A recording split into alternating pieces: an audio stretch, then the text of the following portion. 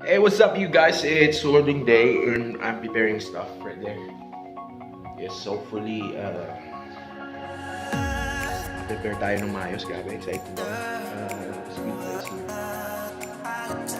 Excited. The best is coming.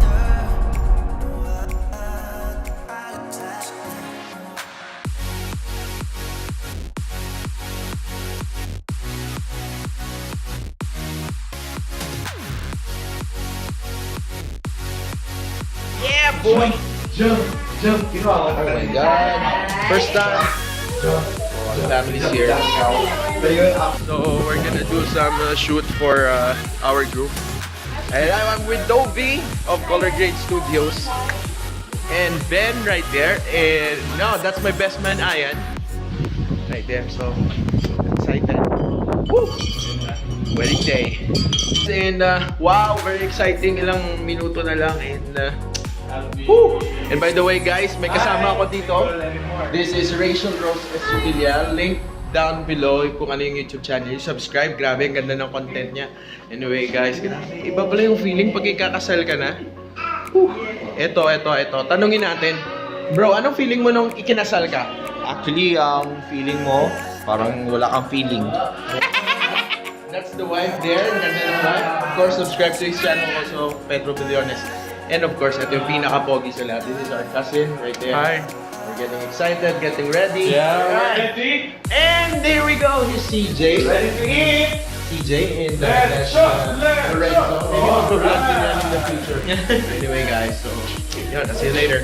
How adorable they are. Wow, awesome.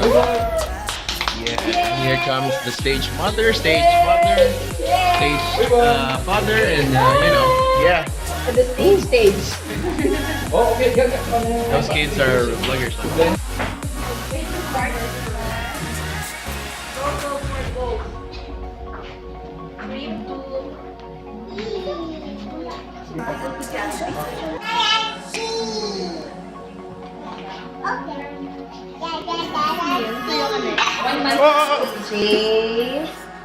Namian man siya.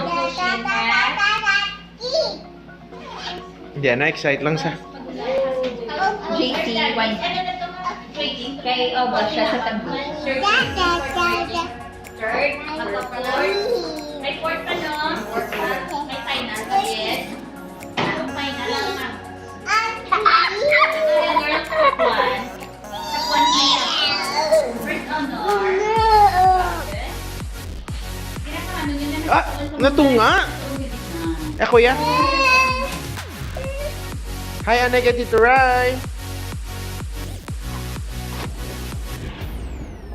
Hi guys! So yun, all set na. Umalis na sila and I'm left alone here in the room.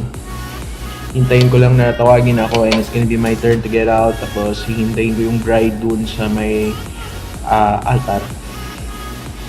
It's really a mixed emotion na yung feeling na ikakasal ka and you're gonna be united with the one that you love. Grabe, hindi ma-explain yung feeling, but you know, it's really a wonderful feeling. So, you know, ilang months mong pinag-ipunan, ilang months mo na ilang taon mong pinag-isipan, ilang taon mong pinanalangin. And I really believe that God answers prayer. So I was saying this vlog, the best is coming, and this is one of the best things that happened in my life, being able to marry the one that I really love. So I'm really excited. It's just a simple wedding. Hopefully I can give you some clips. Hindi ko alam if from this moment hanggang mamaya I could, you know, do some vlogs. And basta I know when the video comes out, I'll just gonna share it with you. I'll try to get some clips and, you know, get to interview my wife to be in my wife after this. So yan, di ba? Just a thought na sometimes in our lives there are things that we desire, things that we dream about, things na mga pinapangarap natin. Sometimes we think that natidelay siya. Kagaya ko, it's like how many years that I really prayed for na ikakasal ako, and it's been sabi nila long overdue. But you know, timing is crucial. Hindi po nadidetermine yung timing sa buhay natin ng iba. Timing din na on our own standards, but I believe that it's God's right timing. So I believe that right now I've fallen into the right timing, being able to marry the girl that I love. So yun, napakasaya, and it's a great feeling. It's a step of faith.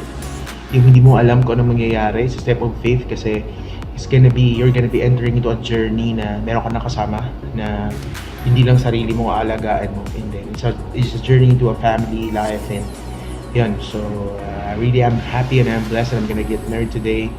And dito na tayo guys, kasi I really believe na this is one of the best things that happened to me. So, sinasabi ko, the best is coming, and this is one of the best na, dumating sa buhay ko, and I believe na marami pang darating. So, maraming salamat. This is Ryan. Thank you for, I'll just try to take you in my wedding.